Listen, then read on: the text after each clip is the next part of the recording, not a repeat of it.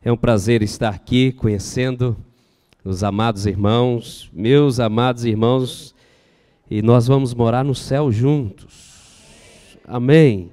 É tão bom, igreja é coisa gostosa demais, não é?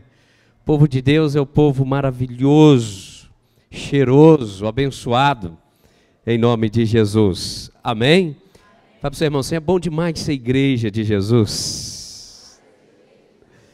Amém. Glória a Deus. Eu sei que essa é a primeira conferência da família. Como é bom saber que nós nos importamos com a nossa casa, com a nossa família, e como Deus se importa conosco, como Deus deseja que a nossa casa seja uma casa abençoada, a nossa família, uma família abençoada em nome de Jesus.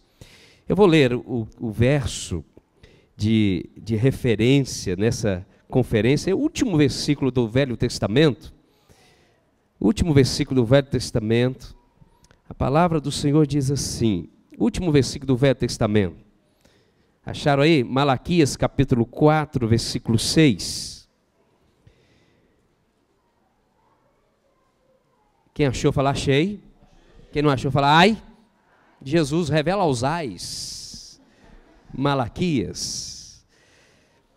Diz assim o texto, e ele converterá o coração dos pais aos filhos, e o coração dos filhos a seus pais, para que eu não venha e fira a terra com maldição. Vamos orar, Pai? É a tua palavra, bendita e poderosa palavra.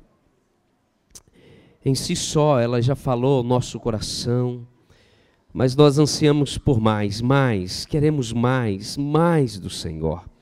Obrigado por esta reunião tão gloriosa, pela equipe de louvor, ó Deus, pelos cânticos que entoamos ao Senhor.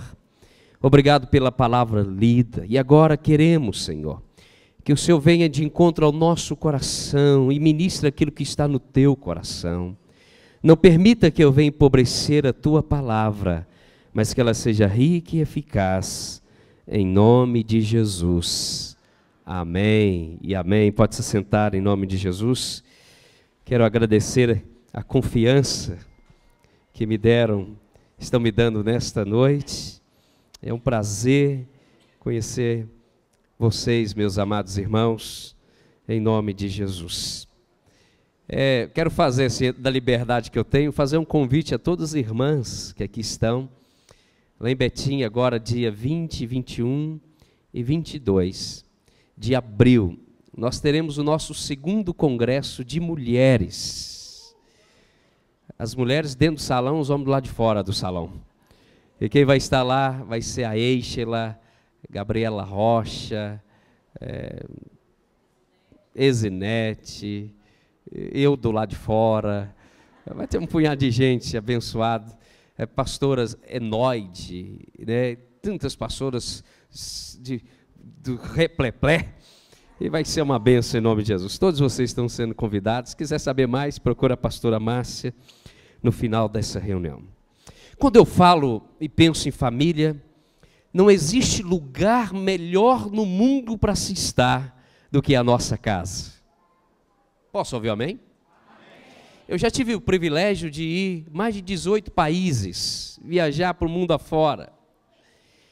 Eu já dormi assim em camas maravilhosas, lugares assim, chique demais. Mas não existe nenhum lugar no mundo, não existe nenhuma cama no mundo, não existe nenhum hotel, nenhuma casa no mundo melhor do que a minha casa. Pastor, então a sua casa é uma big mansão? Não.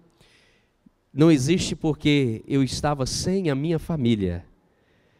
E eu prefiro estar com a minha família do que qualquer lugar na face da terra. Geralmente essas viagens eu fui por ter sido enviado pela Lagoinha, por causa das missões da Lagoinha. Meus amados irmãos e irmãs, a nossa casa pode ser um ninho de amores, mas também um ninho de cobras. E é aí que nós precisamos vigiar.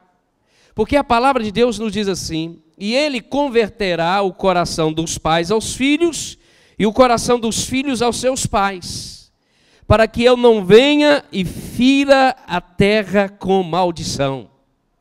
Nós estamos vendo uma sociedade totalmente sendo diluída, destruída, os nossos jovens se perdendo, os nossos adolescentes no meio do caminho. Nós estamos vendo isso por quê? Porque o princípio da palavra não está sendo colocado dentro da nossa casa, ou das famílias do Brasil, a família brasileira. Nós estamos vendo um mundo diluindo, porque o mundo agora está mais preocupado no ter do que o ser.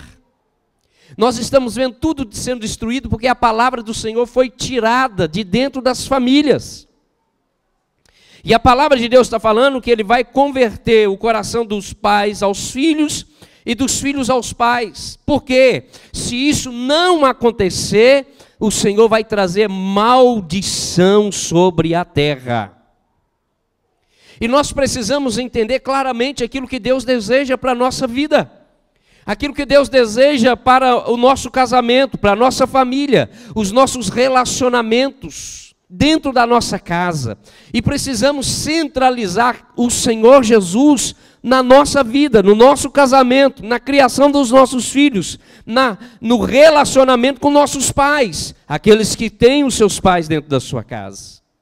Então, quando eu olho para a palavra do Senhor, e eu gostaria de falar nessa noite, que família é um projeto de Deus. Fala para o seu irmão assim, família é um projeto de Deus. Pastor, o senhor não conhece a minha família, mas Deus conhece. E foi essa família que Deus fez você nascer.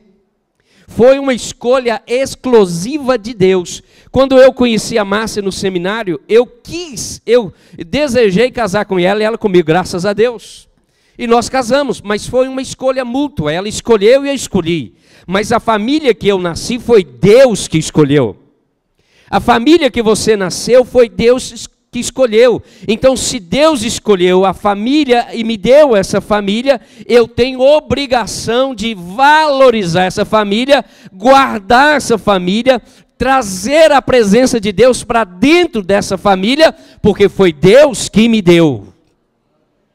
Então, quando você está nessa conferência sobre família, e para mim é uma das melhores conferências, vamos falar de realidades dentro da nossa casa, é bom demais saber que a minha casa é um presente de Deus para a minha vida.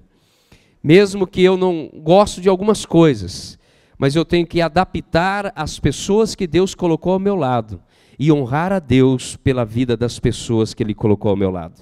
Sejam meus pais, meus irmãos, todas essas foi Deus que me deu. Amém? Glória a Deus. É tão interessante que eu vou falar de casamento aqui. Quantos casais casados nós temos aqui? Aleluia. Quem quer casar? Oh, aleluia. Houve aqui um fogo. Glória a Deus. Pastor Val está doido para casar você. Não é verdade? Então, é só juntar a vontade com outra vontade, dá certo. Quem é solteiro, levante a mão assim. Dá uma olhadinha para trás aí. Aleluia. Revela Jesus. Olha o milagre acontecendo. Agora é tão interessante que no casamento é possível começar bem e terminar mal. É possível começar um casamento bem e terminar mal. É possível começar na dependência de Deus e perder o temor de Deus no meio do caminho. É possível começar em harmonia e terminar com feridas e mágoas. É possível fazer um casamento dentro da vontade de Deus e destruí-lo com as próprias mãos. É possível. É possível começar com intenso amor e afogar o casamento no mar da indiferença, da amargura e da separação. E eu gostaria de mostrar um casal aqui que todos, quando fala desse casal, dá aquela respirada funda assim, eu gostaria, que é Isaac e Rebeca. Quem assim acha que o casamento de Isaac e Rebeca é assim, é o casamento exemplar? Né? Isaac e Rebeca, glória a Deus. E é tão interessante que Isaac era um homem de Deus. A Bíblia diz aqui, em Gênesis, vamos começar a ler, Gênesis capítulo 25. Olha como que Isaac era, que todo aquele rapaz das moças solteiras, e aquelas que eram solteiras, esperava encontrar o seu Isaac, né? E o moço, a sua Rebeca.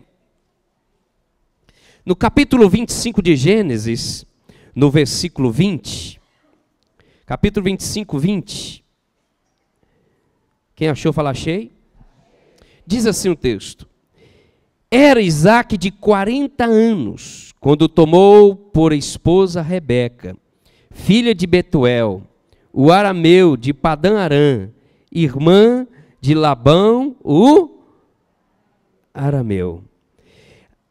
40 anos naquela época, meus amados irmãos e irmãs, era uma pessoa jovem, pelos anos que se viviam. Ele casou jovem.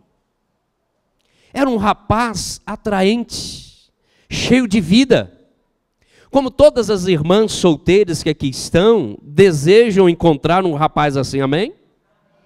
E todas as casadas encontraram um rapaz assim.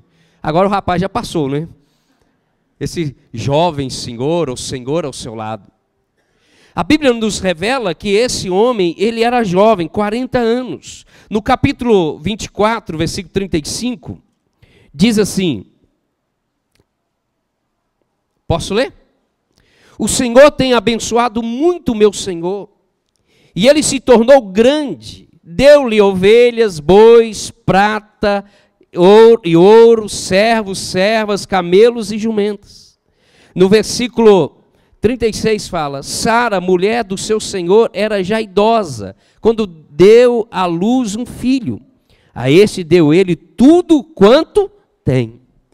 Isaac agora era um moço muito rico. Ele tinha tudo, porque o seu pai deu tudo que ele tinha para ele. Ele tinha bois, tinha servos, tinha servas, tinha camelos, tinha ouro, tinha prata, tinha tudo o que ele poderia ter, um homem muito rico. Então era um bom partido para um excelente casamento. Era ou não era? Era jovem, era rico. Amém? Era jovem, era rico, filho único, herdeiro de tudo do seu pai. Era uma grande fortuna que esse rapaz tinha. Esse rapaz era um rapaz promissor. Era tudo que uma moça gostaria de ter. Um rapaz jovem e rico. E outra coisa, a qualidade desse rapaz, ele era crente. Aleluia! Olha o fogo pentecostal aí. Versículo 63 do capítulo 24 diz assim: saía Isaac a meditar no campo. Ao cair da tarde, erguendo os olhos, viu, e eis que vinham camelos. Saíra Isaac a meditar no campo. Ele ia lá adorar o Senhor, buscar a face do Senhor. Aprendeu com seu pai. Aprendeu a adorar o Senhor. Ele tinha um pai exemplar. Oh, que partidão era o tal do Isaac, não é verdade? Um moço jovem, um moço rico, um moço crente. E um pai que recebeu a promessa de Deus. Um homem de fé. Era tudo que poderia ser de uma característica de um homem, de melhor para uma mulher. E agora? E Rebeca? Isaac precisava casar-se com uma jovem fiel a Deus. Capítulo 24, versículo 3, diz assim, olha aqui que Abraão dá ordem ao seu moço. Diz assim, para que eu te faça jurar pelo Senhor Deus do céu e da terra, que não tomarás esposa para o meu filho das filhas dos cananeus, entre os quais habito, mas irás à minha parentela, e daí tomarás esposa para Isaque, meu filho. Disse-lhe o servo, talvez não queira a mulher seguir-me para essa terra. Nesse caso, levarei teu filho à terra de onde saíste? Versículo diante fala assim, o 6. Respondeu-lhe Abrão, cautela, não faças voltar para lá o meu filho. O Senhor Deus do céu, que me tirou da casa de meu pai e de minha terra natal, e que me falou e jurou, dizendo: a tua descendência darei essa terra, ele enviará o seu anjo que lhe há de proceder, e tomarás de lá a esposa para o meu filho. Caso a mulher não queira seguir-te, ficarás desobrigado do teu juramento. Entretanto, não levarás para lá o meu filho. Aqui Abraão estava falando assim: você vai lá na minha parentela, você vai escolher uma moça entre a parentela, e ela precisa ser fiel a Deus. Então, para casar com um rapaz crente, um rapaz bonito, jovem, e um rapaz aqui rico, ou sem riqueza, precisa ser uma mulher crente. Você é, minha irmã? As solteiras aqui. Né? A casada já acertou. Amém, meus irmãos que estão aqui? Ela é crente? Você é crente? Mas eu estou falando sobre essas qualidades, porque eu quero chegar em um determinado momento, que nós vamos perceber que esse casal tinha tudo para ser feliz, tudo para dar certo, mas num determinado momento da vida começou a dar errado. Não é só a beleza, não é a riqueza, não é simplesmente um compromisso que eu faço entre o meu cônjuge num certo momento, mas é a vida. Casamento, família, é a vida. E é tão interessante que a Bíblia fala, é Deus que dá a esposa prudente. Meu amado irmão, essa mulher que Deus te deu, foi Deus realmente deu. Mas você deve entender que você deve cuidar da mulher que Deus te deu. Quando eu olho aqui, fala Deus, aleluia. Aqui no livro de Provérbios, capítulo 19, versículo 14. Provérbio 19, versículo 14. Diz assim um texto: a casa e os bens vêm como herança dos pais. Está aí na sua Bíblia? Mas do Senhor a esposa prudente. Do Senhor a esposa prudente. Quantas casadas nós temos aqui? Quantos maridos casados nós temos aqui? Quantos homens casados? Está ao lado da sua esposa? Olha para sua esposa e fala assim: foi o Senhor que me deu você. Foi o Senhor que te deu essa mulher prudente. Os bens, a casa, o carro, vêm dos pais. Mas a esposa prudente vem de Deus. E se ela vem de Deus, eu preciso guardá-la, eu preciso amá-la, eu preciso auxiliá-la também no decorrer da sua vida. Porque a Bíblia diz em 1 Pedro 3,7, Pedro fala assim: maridos, vós igualmente vivei a vida comum do lar, com discernimento, tratando a sua esposa como a parte mais frágil, pois sois herdeiros da mesma promessa de vida. O que é a vida comum do lar, minhas irmãs, todos os dias? Todos os dias tem roupa para lavar, vasilha para lavar, pano para passar, menino para cuidar, comida para fazer. A Bíblia está falando para o marido assim: vive a vida comum do lar com discernimento, tendo a sua esposa como a parte mais frágil. Deus está dizendo para os marmanjos aqui, para os homens que aqui estão: lave as vasilhas para ajudar a sua esposa. Lava o banheiro para ajudar a sua esposa. Está na Bíblia ou não está? Só as mulheres falam que estão, né? Que está, né? 1 Pedro 3,7, marca aí. Outra coisa, Efésios 5:22. A Bíblia diz o seguinte: a Bíblia não fala que o homem casa com a mulher para prover recursos para a mulher. Não é só isto. A Bíblia diz que o homem deve casar com a mulher não só para ser o provedor, mas o homem deve casar com a mulher para amá-la. E Jesus diz assim, que o homem deve amar a sua esposa como ele amou a igreja e a si mesmo se entregou por ela. Sabe o que Jesus, o amor de Deus em Cristo Jesus fez por nós? Jesus morreu na cruz. E Jesus cobra aos homens que aqui estão. Por isso, meu amado irmão, é sério o negócio do casamento, que Deus entra no negócio e o negócio dá certo. Jesus fala assim: homem, você tem que amar sua esposa de tal maneira, se ela for tomar um tiro, você pula na frente e morre no lugar dela.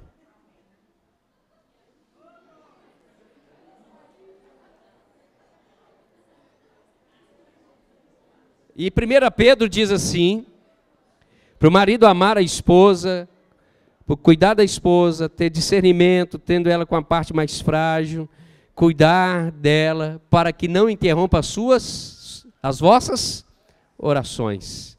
Então Jesus, o Senhor na palavra, Ele manda a gente amar a esposa, se for necessário morrer no lugar dela. Ele manda a gente cuidar da esposa, cuidar da casa, valorizar a esposa. Aí eu entendo assim, nesse assunto, Deus parece que não é pai aqui, Ele é sogro.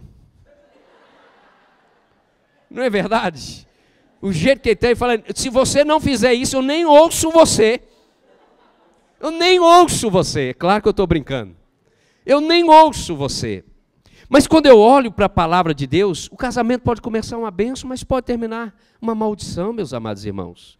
Pode começar diante da presença de Deus e terminar fora da presença de Deus. Eu preciso vigiar. E eu vejo aqui a característica de um jovem, de um herdeiro de uma grande fortuna, de um rapaz crente, de uma esposa prudente. A Bíblia fala que Rebeca era uma mulher linda. Olha que casal maravilhoso. Se você abrir aqui em Gênesis capítulo 24, versículo 16, o texto fala assim: a moça era muito formosa de aparência, virgem, a quem nenhum homem havia possuído. Rebeca, Isaac tinha tudo para dar certo.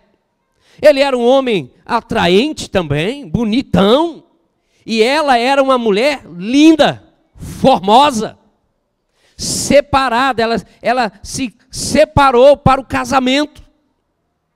A Bíblia fala também aqui no versículo 15, diz assim: considerava ele ainda quando saiu Rebeca, filho de Betuel, filho de Mical, mulher de Naor, irmão de Abraão, trazendo um cântaro ao ombro. Versículo 20, e apressando-se em despejar o cântaro no bebedouro, correu outra vez ao poço para tirar mais água. Tirou-a e deu-a a todos os camelos. Rebeca também era uma mulher que gostava de trabalhar. Era uma mulher trabalhadora, prestativa. Era uma mulher disponível para ajudar. Pegou a água, encheu no canto, foi lá, derramou no bebedouro para dar água aos animais. Era uma mulher prestativa. Então, pastor, ela era uma mulher bonita, prestativa, era da família, ele era um jovem, ele era rico, ele era crente, o casamento foi uma beleza. Não foi. Porque aí começou, depois do casamento, passados os anos, começou as crises no casamento. E a primeira crise que aconteceu está aqui no capítulo 26, no versículo 7, diz assim: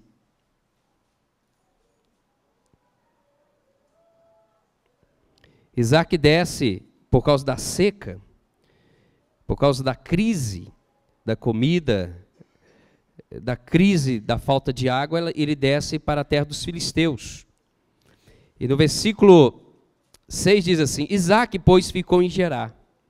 Perguntando-lhe os homens daquele lugar a respeito de sua mulher, disse: é minha irmã, pois temia dizer, é minha mulher, para que, dizia ele consigo, os homens do lugar não me matem por amor de Rebeca, porque era formosa de aparência. Ora, tendo Isaac permanecido ali por muito tempo, Abimeleque, rei dos filisteus, olhando da janela, viu que Isaac acariciava a Rebeca, sua mulher. Então Abimeleque chamou a Isaac e lhe disse: é evidente que ela é tua esposa. Como, pois, disseste, é minha irmã? Respondeu-lhe Isaac: porque eu dizia, para que eu não morra por causa dela. Disse Abimeleque: que é isso que nos fizeste? facilmente algum do povo teria abusado de tua mulher, e tu atraído sobre nós grave delito. E deu esta ordem a todo o povo: qualquer que tocar a este homem ou a sua mulher, certamente morrerá. A primeira crise aqui no casamento foi, imagina aqui, tem uma crise de comida, eu tenho que descer da minha terra e deixar os meus negócios, pegar o meu povo, os meus servos, os camelos, vamos embora para dar comida, vamos sobreviver a uma crise que estava por causa da fome, por causa da seca. E eu chego numa terra estranha. E aí a esposa de Isaac, uma esposa muito bonita, atraente, chamava a atenção. E o homem lá em si, dizendo consigo mesmo: olha, vá que alguém interesse por ela, e eu digo a esses homens, é minha esposa, eles vão me matar. É melhor eles abusarem dela, ficar com ela para lá, do que tirar a minha vida. Esse casamento começou diante de uma promessa de Deus, de uma bênção de Deus. Tudo que o pai Abraão declarou, aconteceu. Encontrou a mosca, encheu o cano de água, serviu, tudo isso. Ele veio, olhou, falou: essa é a prometida, eu vou tomá-la. Mas no decorrer dos anos, aquela paixão, aquele encanto foi diluindo. Um casamento pode começar uma bênção e pode também terminar em uma maldição. Pode começar na palavra e terminar fora da palavra. Quando nós olhamos aqui, a beleza da mulher fez que ele tomasse uma atitude que trouxe crise no casamento. Imagina que ela lá dizendo assim, ele está dizendo que é meu irmão, só para não apanhar ou morrer. Quantas vezes no nosso casamento nós começamos assim, os nossos pais começaram bem, os nossos irmãos casaram e começaram bem, dentro da igreja um casal começou bem, mas no decorrer permitiu que a crise chegasse dentro de casa. Chegasse por coisas insignificantes. Se Deus tem me abençoado, vai me abençoar todos os dias da minha vida até Ele me chamar. Se Deus me colocou ao lado da minha esposa, é para que eu morra ao lado dela, até que a morte nos separe. Uma crise não pode trazer uma confusão dentro do casamento, uma crise financeira, uma crise pessoal não pode destruir um relacionamento, uma família. Quando nós olhamos aqui, para salvar a sua pele, ele coloca a sua mulher em risco. Ele colocou a sua mulher na vitrine dos desejos. Em vez de amá-la e protegê-la, Isaac a expôs. Em vez de Isaac proteger a sua amada, sua esposa é minha esposa, venha o que vier, vamos morrer juntos. Não, ele expôs ela na vitrine. Não, ela é solteira, é só minha irmã. Qualquer um poderia ali falar, já que é sua irmã, vamos chegar junto. Meus amados irmãos, quando nós olhamos essa situação, e não só num caso como este, quantos casamentos estão sendo expostos? Porque um não cuida do outro, não protege o outro, não está aliançado realmente um com o outro, até que a morte separe. Nós vamos até o final. Esse casamento vai durar até que a morte venha nos separar. Venha o que vier, venha a crise que vier, nós estamos juntos, unidos, e nós vamos caminhar para a glória e honra do nome de Jesus. É isso que nós olhamos. Outra coisa que eu vejo, o egoísmo. Isaac só pensou em si. Ele olhou a sua mulher como um objeto que podia ser usado para a sua proteção. Um casamento, um relacionamento, é relacionamento a dois, é uma caminhada a dois. Não é um egoísmo, não é só pensar em si. Não é o homem só pensar nele e querer as coisas dele. Mas é um casamento, é uma unidade, é os dois caminhando. Tem gente que está falando assim, eu vou fazer um favor para minha esposa lavar a vasilha hoje. Que favor? A casa é sua. Isso não é favor, meu amado irmão. A sua esposa, você não faz um favor para ela de ajudá-la dentro de casa. A casa é dos dois. A casa é o ganho. A casa limpa eu ganho para os dois. Uma esposa feliz eu ganho para os dois. E a esposa fala assim, eu vou fazer um favor de fazer uma jantinha para ele. Que fazer favor? É unidade, é companheirismo, é sociedade. É trabalhar junto em prol de uma casa melhor, de um casamento melhor, de uma família melhor. É por isso que precisamos buscar a Deus, a orientação no Senhor. Quarta-feira agora, lá em Betim, nós separamos homens e mulheres. Uma vez por mês, a Márcia prega para as mulheres e eu prego para os homens. Porque nós temos mais de um salão lá na igreja e dá para fazer isto. E eu preguei sobre a celebração do amor no livro dos Cânticos dos Cânticos, Cantar de Salomão. Uau! Eu falei umas verdades que está na Bíblia que você imagina. O Cântico de Cânticos é a celebração do amor, você aprende tudo, até sobre sexo. Mas esse é um outro caso. E quando nós mergulhamos na palavra e aprendemos na palavra, nós vivemos uma vida melhor dentro de casa. Porque Deus coloca crises e casamentos que eram para ser perfeitos, para a gente aprender com o erro do outro e não colocar em prática dentro da nossa casa. Porque um casamento pode começar bem e terminar mal. Como eu olho aqui, esse homem, numa primeira crise que ele encontrou, ele colocou em risco a esposa. Quantos casamentos que estão na primeira crise e está querendo acabar o casamento, querendo destruir, eu vou embora. Você tirou a esposa lá da casa do pai e disse que ia ser fiel a ela todos os dias da vida, agora a primeira crise eu vou embora e volto para a casa do seu pai. Que negócio é esse?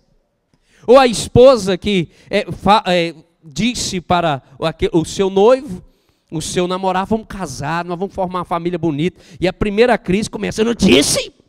E começa na cabeça do homem. Então nós precisamos vencer as crises. A crise do egoísmo, de pensar só em si mesmo.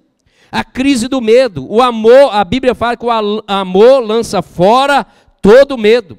O amor tudo sofre, tudo crê, tudo suporta. O amor de Isaac foi desamor à esposa e descrença em Deus. Se Deus está comigo, vai até a última consequência, porque Deus está comigo. Se vocês fizeram aliança no altar do Senhor, e aquelas que vão casar esse ano em nome de Jesus, e aqueles também, vão fazer no altar do Senhor, é até que a morte venha nos separar. Venha o que vier, não pode haver o desamor. Hoje no Brasil está tendo mais separação do que casamento numa pesquisa. Meus amados irmãos, por qualquer coisa está se separando, porque qualquer coisa é um motivo de uma grande briga, uma discórdia dentro de casa. É por isso que nós precisamos aprender na palavra do Senhor e através da palavra do Senhor. E aqui nós temos os cursos Casados para Sempre, né? Temos o que? Criando filho à maneira de Deus. Criando os seus filhos à maneira de Deus, como alcançar o coração do seu adolescente. Não sei se tem as 5 linguagens do amor. Vai ter, em nome de Jesus. A Central da Família tem todos os cursos para você ter um casamento melhor. Meus amados irmãos, nós precisamos aprender na palavra de Deus. Amém? Os jovens quando me perguntam assim, pastor, como que eu escolho uma pessoa, meu cônjuge? Posso ensinar aqui o que eu ensino lá? Por favor? Primeira coisa, eu ensino. Tem que ser crente. Se você namorar uma pessoa que não é crente, essa pessoa pode até fingir ser crente. Pode falar até que vai te ajudar, vai cooperar com você, mas depois que casou, as coisas mudam. Segundo, tem que ser atraente aos seus olhos. Diz que tinha um rapaz crente na igreja. E tinha 2 moças querendo casar com ele. Uma era assim, crente, mas não era tão crente. E a outra tocava na igreja, cantava, mas era assim, meia desarrumada. E o rapaz então fala assim, não, eu vou casar com a meia desarrumada porque ela é mais crente do que a outra. Eu quero muito ela. Eu gostaria de casar com a outra bonitinha, toda assim, mas a outra meio desarrumada. Aí um dia ele casou. E passado algum tempo, ele acordou um dia de madrugada, estava ela toda descabelada assim. Aí ele acordou ela rapidinho, acorda, amor, acorda. Ela acordou, o que foi? Canta, por favor. Canta. Então tem que ter essa atração física. Tem que ter essa atração física. Primeiro, crente, atração física. Segundo, ser um bom filho ou uma boa filha. Quem é um bom filho sempre será um bom marido. Quem é uma boa filha sempre será uma boa esposa. Se o rapaz cuida das coisas, ajuda a cuidar das coisas da família, trabalha, ajuda a pagar as contas em casa, vai lá, pergunta o sogro, o futuro sogro, ele paga aqui uma conta de água, Se honra os pais, vai honrar a esposa. Se honra a esposa, os pais, vai honrar o marido. Terceiro, esse é o terceiro. Quarto, tem que ser na mesma visão de fé. Se uma pessoa quer casar com uma pessoa totalmente, uma igreja totalmente diferente da sua, assim, nós somos batista renovado, mas vai casar com um super, hiper pentecostal, acaba não dando muito certo. Os dois amam Jesus, mas a visão teológica é muito diferente. E aí outro, para terminar, o mesmo nível social. Eu acompanho casais, um rapaz casou assim, eu não tenho nada contra. O rapaz é servente de pedreiro, ele casou com uma médica. A crise no casamento assim, é uma luta, porque ela convive num nível social muito mais elevado que o dele. Então a gente tem que casar com a pessoa quase no mesmo nível, um pouquinho a mais, um pouquinho a menos, mas nunca no extremo. Se você fizer a escolha, porque a escolha é sua, a única pessoa que Deus fez exclusivamente para outra deu errado. Lembra lá, Adão estava lá trabalhando e Deus está olhando para Adão e fala assim, não é bom que o homem esteja só. A Trindade conversando, né? Não é bom que o homem esteja só. Aí Adão dando nome aos bichos, falemos então uma auxiliadora que lhe seja idônea. E vai dar uma anestesia espiritual, dá para o homem uma mulher e ela, Deus, que coisa boa. Mas depois que aconteceu o pecado, o homem chega para Deus, Deus, a mulher que o Senhor me deu, Deus, me complicou. Deus não fez ninguém especial para o outro. Existem pessoas especiais que você vai escolher para estar ao seu lado. Quando eu olho para as Escrituras, eu vejo assim, aparentemente Isaac era o cara. E aparentemente Rebeca era a caroa. Mas começou a ir de mal a pior por causa das crises. E não estavam suportando a crise. Segunda crise, não havia diálogo e cumplicidade. No capítulo 27 aqui de Gênesis, versículo 1, diz assim, tendo-se envelhecido Isaac, e já não podendo ver, porque os olhos se enfraqueciam, chamou a Esaú, seu filho mais velho, ele disse, meu filho, respondeu ele, aqui estou. Disse-lhe o pai, estou velho e não sei o dia da minha morte. Agora, pois, toma as tuas armas, a tua aljava, o teu arco, sai ao campo e apanha para mim alguma caça. Faz-me uma comida saborosa, como eu aprecio, traz-me para que eu coma e te abençoe antes que eu morra. Rebeca esteve escutando enquanto Isaac falava com Esaú, seu filho. E foi-se Esaú ao campo para apanhar a caça e trazê-la. Esse casal começou de maneira tão bonita, agora chega a velhice sem intimidade, sem comunhão e sem diálogo. Rebeca fica escutando a conversa do seu marido detrás da porta. Onde estava o diálogo e o sonho dos dois? Imagina que o pai chama o filho o primogênito e fala assim, porque a bênção era para o primogênito. Olha, Esaú, eu vou morrer. E Rebeca está lá. Ela não estava ao lado do marido para ter esse diálogo, para falar, não, vamos abençoar os dois, ou não, e conciliar. Mas ela estava atrás, ouvindo a conversa, não falou nada porque não havia diálogo entre o casal já velhos. que adianta construir uma família, mas não há cumplicidade, não há relacionamento, não há intimidade, não há esse prazer de estar juntos em família? E é tão interessante quando nós olhamos aqui, nós vamos ver que é outra coisa, que havia preferência de ambos para com os filhos.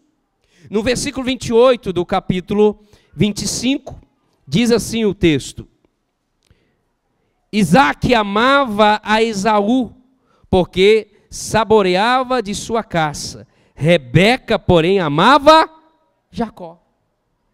Havia dentro daquela família pequena, uma família que era para dar tudo certo, havia aqui preferências. Um amava um e o outro amava o outro. E havia discórdia entre eles. Um casal que começou bem, estava terminando mal. Um casal que começa diante de uma promessa, está se acabando, porque havia preferência entre eles. Eles ficaram 20 anos sem ter filhos. E agora os filhos nasceram e são transformados em problemas. Muitas vezes, os filhos unem os pais ou separam os pais. E o caso dessa família aqui, meus amados, eles estavam sendo separados porque um tinha preferência de um e do outro. É por isso que na igreja é a coisa fundamental, uma central da família. Onde que nós estudamos nas escrituras a respeito de como criar nossos filhos à maneira de Deus. E nunca colocar o filho no centro, mas Jesus no centro.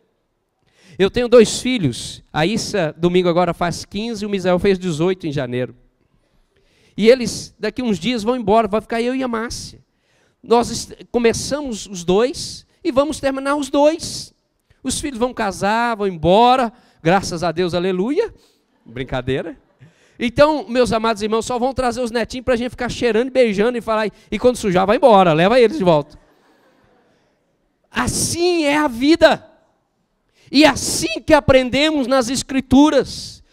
Começou a vida a 2, vai terminar a 2. Quando há preferência, quando há confusão, toda a vida, toda a família começa a cair em confusão. Ou os filhos unem ou os filhos separam. E nós precisamos ensinar nossos filhos a andarem no caminho do Senhor. E eu ensinei meus filhos, desde pequenininho, a honrar os pais, a amar a Jesus. E lá em casa, pirraça nunca aconteceu. O dia que aconteceu, o couro comeu e nunca mais a coisa aconteceu. Um dia a Issa estava com a Márcia no supermercado.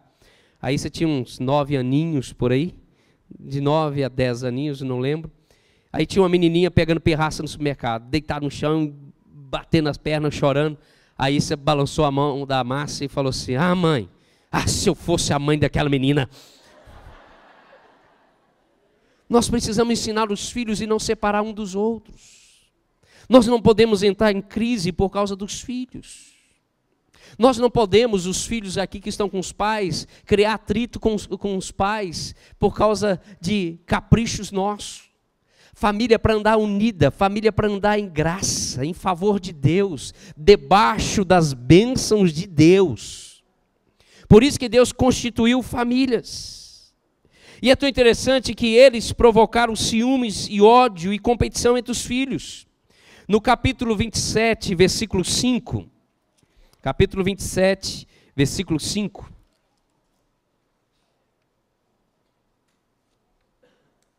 Diz assim o texto: Rebeca esteve escutando enquanto Isaque falava com Esaú, seu filho. E foi-se Esaú ao campo para apanhar a caça e trazê-la.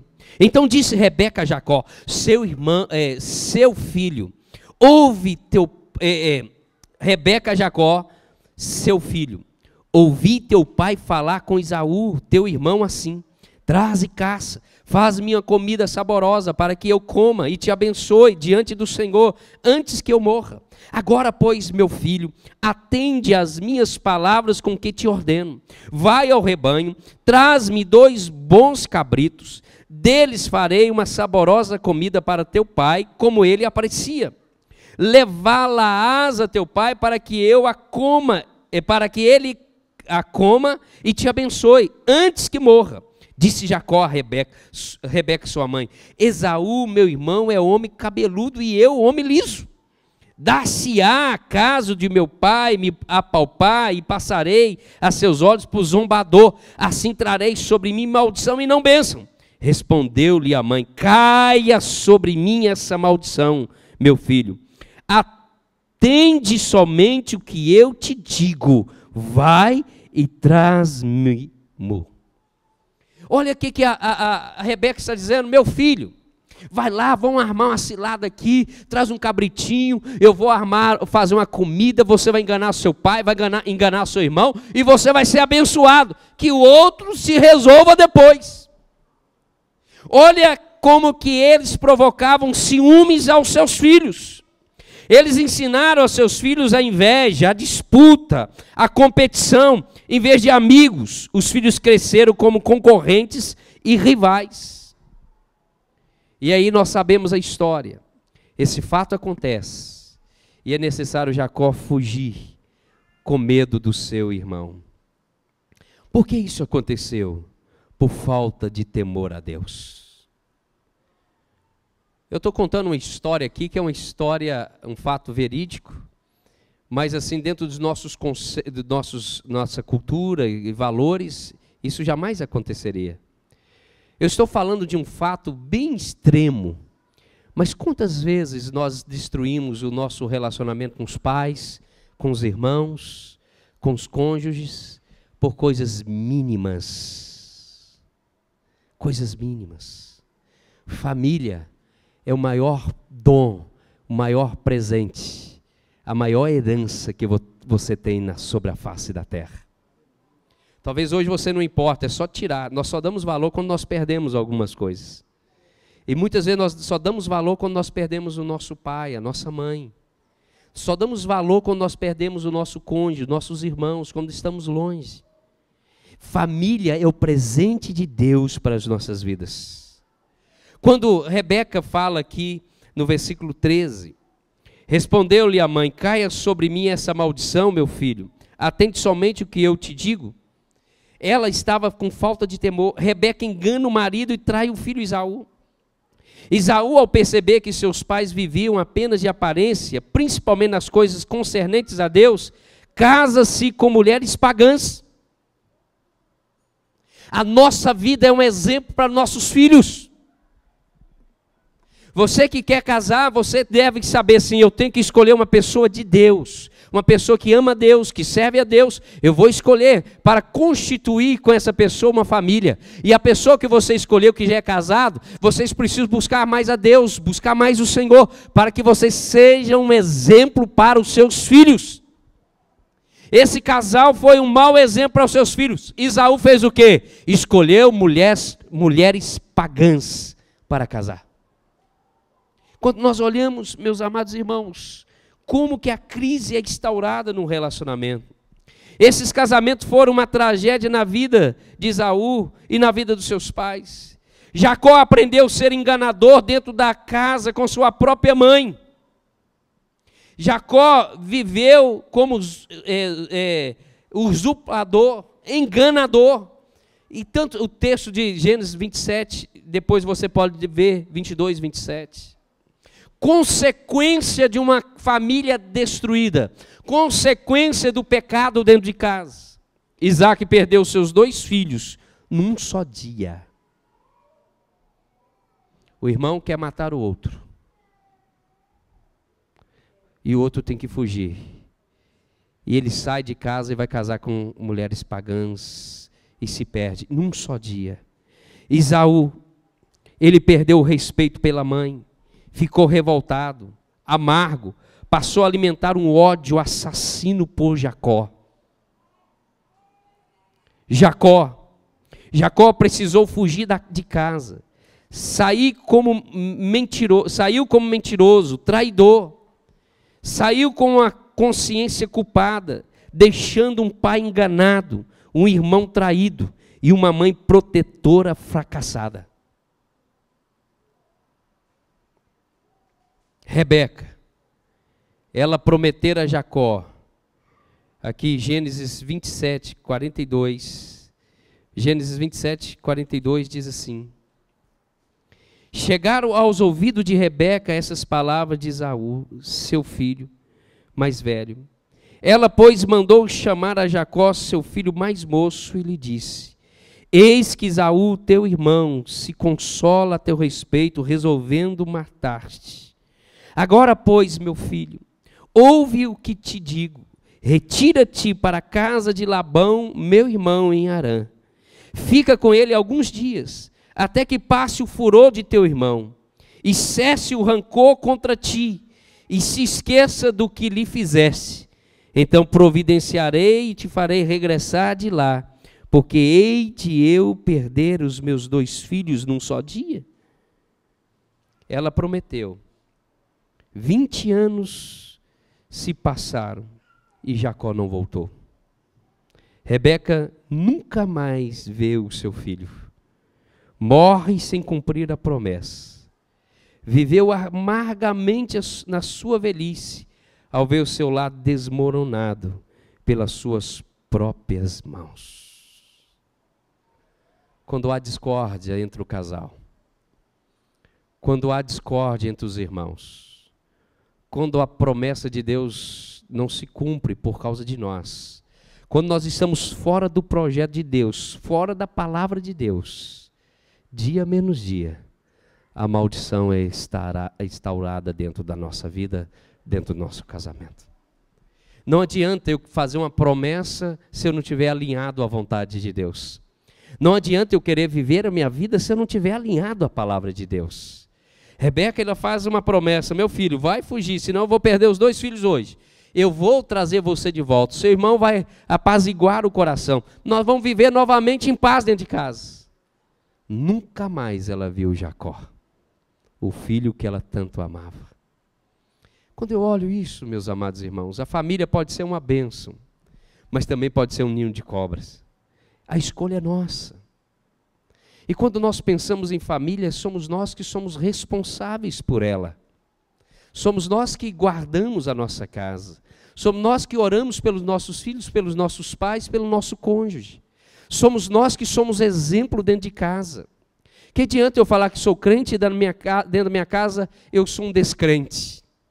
Que adianta eu falar que eu leio a palavra, mas na hora de cumprir as escrituras e colocar em prática, eu não coloco as escrituras em prática? Que adianta? E a família, meus amados irmãos, ela é passageiro, ela é curta, nós envelhecemos, a vida passa rápido demais. Então é necessário que venhamos cuidar da nossa casa, da nossa família, o presente que Deus nos deu.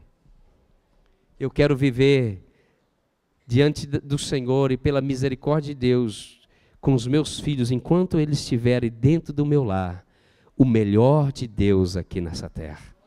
Trazer os céus para a terra, para viver dentro da minha casa um lar de harmonia, de graça, de favor e de misericórdia. A Bíblia nos ensina. Quando nós olhamos assim, homens que tem o pai Abraão, amigo de Deus. Mas se você for olhar, Abraão também tomou quase as mesmas atitudes que o seu filho também tomou. Nós deixamos legados, nós deixamos marcas. E as marcas que nós precisamos deixar é as marcas de Cristo Jesus, da vida de Cristo Jesus. Que a sua família seja uma família abençoada. Que você seja um instrumento de Deus. Resguarde o seu casamento, resguarde os seus filhos, proteja a sua casa, proteja os seus filhos, em nome de Jesus.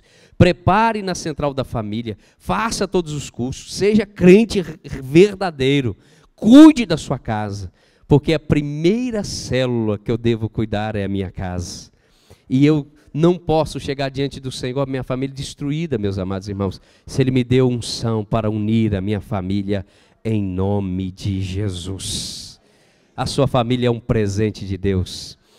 E além da sua família, você tem uma família maravilhosa, que são esses amados irmãos. Cresça, multiplique, comunga, relacione, viva em família, para a glória e honra do nome de Jesus. Amém? Louvado seja o nome de Jesus. Pastor Walter.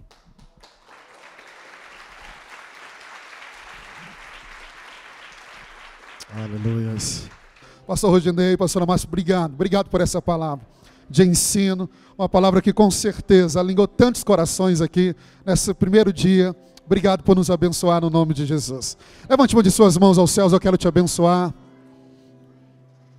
Que o amor de Deus, o Pai, a graça do nosso Senhor Jesus e a doce comunhão do Espírito Santo permaneça sobre a sua vida hoje e sempre. Dá um abraço nesse irmão precioso, vai em paz, Deus te abençoe.